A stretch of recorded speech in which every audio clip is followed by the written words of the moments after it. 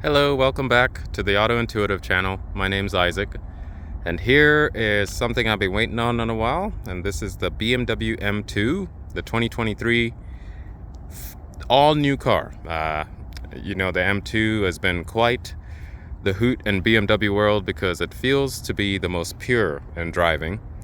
So what did I think about this car? First thoughts on the M2. The M2 feels really quick. It has 453 horsepower in a 3-liter inline-six, and I'm not sure why it feels so quick yet. I'm not sure if it's the gear ratios. I'm guessing it's because it's much lighter, and I am comparing it to something like an M4, which I just drove at an immersive event, and this car feels much more tight, and it will be for the most pure of enthusiasts at BMW World. So first thing you notice when you see the M2 is just how this is Brooklyn gray metallic. It's bold in its dimensions. Look between the wheels here. You could see the side skirt, how defined it is, how much wider it is than an M240, including the rear hips. When you look at the rear hips, they're much more wide, and the front as well, and that's where this skirt in the middle connects the whole car. I do like the flush door handles. That gives it that nice solid industrial look.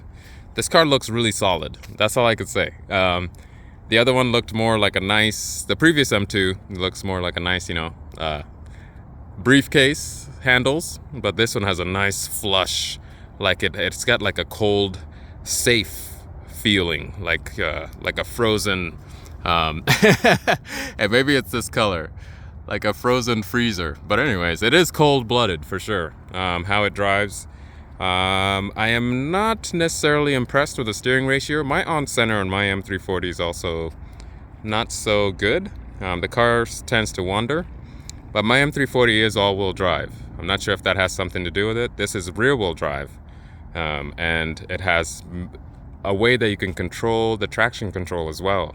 You have a knob, kind of like a race car, that can adjust your traction control when you put in MDM mode, and you turn on your dynamic traction control. So on the rear, look how much more aggressive it looks. Oh yeah, you got quad exhaust, classic M car stuff going on here from BMW. I like this bumper, this opening here, super aggressive. This car grows on you. It's not a car that I went, wow, when I first saw it. But the more I'm around it, and the dimensions in real life really help the perception. The roof has a carbon fiber, $2,600 for the roof. It's probably the most expensive option added on this $69,000 car, by the way. My M340, which has the B58, incredible car, 382 horsepower, 370 pound-feet, is worth $65. So it's $4,000 off of this car, which is an official M car. And I'm mighty impressed because this is one of the last engines BMW will make, meaning one of the last purely engine-driven cars that BMW will make. I wonder if they are hiding a little mild hybrid in it somewhere, because in some BMWs you get in and they don't mention mild hybrid, but they do still have a needle that charges some battery to basically power things. Anyways, let's get back to the M2 here. Yep, it's got a nice square look on the front, which is nice.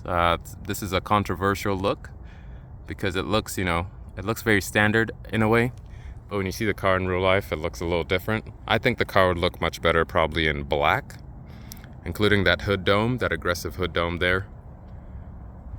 Probably really stands out because when you sit in the driver's seat, it stands out for sure. It gives you that muscle feeling.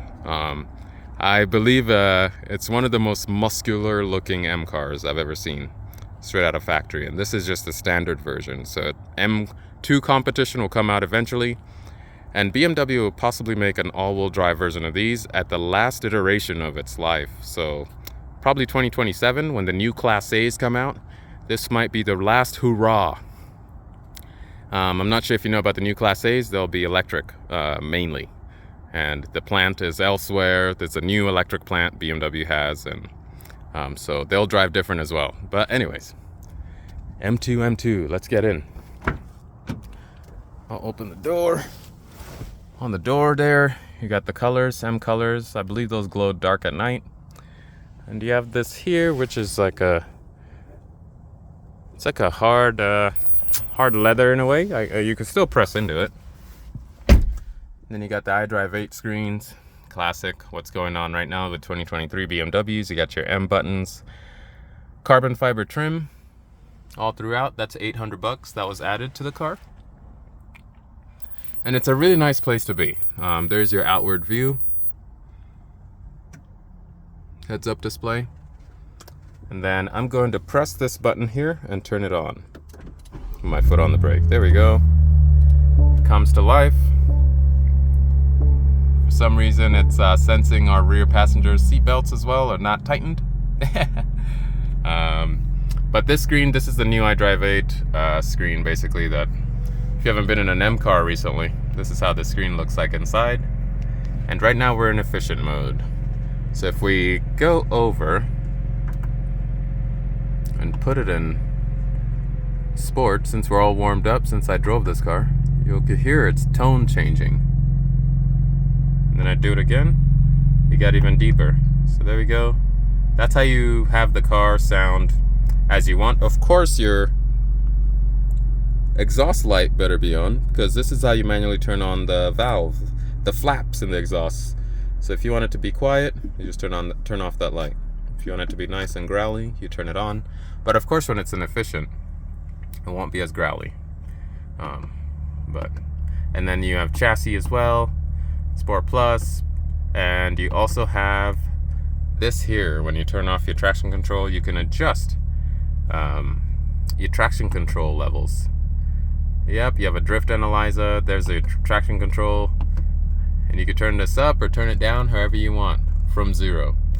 And it also shows it to you up here, which is just mighty awesome. I wonder what else, when I move these screens around, it'll show you where else as well. But I'm not into that at this time. I'm just going over the overall thoughts about this car. What I don't like about some of the cars at this time that BMW is making with these new screens is that, so this is the iDrive 8 screen that came out in the iX basically, and you still have iDrive 7 stuff going on because the iX doesn't necessarily have, but this is an M car, so there are other rules, and I'm glad this is still here, this gear lever. But this is still in an iDrive 7 configuration in a way. And then to do certain things, you have to go into the screen, like your climate. So what I don't like about certain cars right now is that iDrive 7 stuff is mixed in with the iDrive 8 screen. And the cruise control is one of those funny things, because in this car, if it was semi-autonomous, you'd have the lines here, but in an iX with an iDrive 8 screen, you'd have to go into the screen to do your distance. Anyways, I'm done rambling there. Anyways, what do you guys think about the M2? Let me get out here. Let me show you how the engine looks. Let's pull that twice. What was I thinking?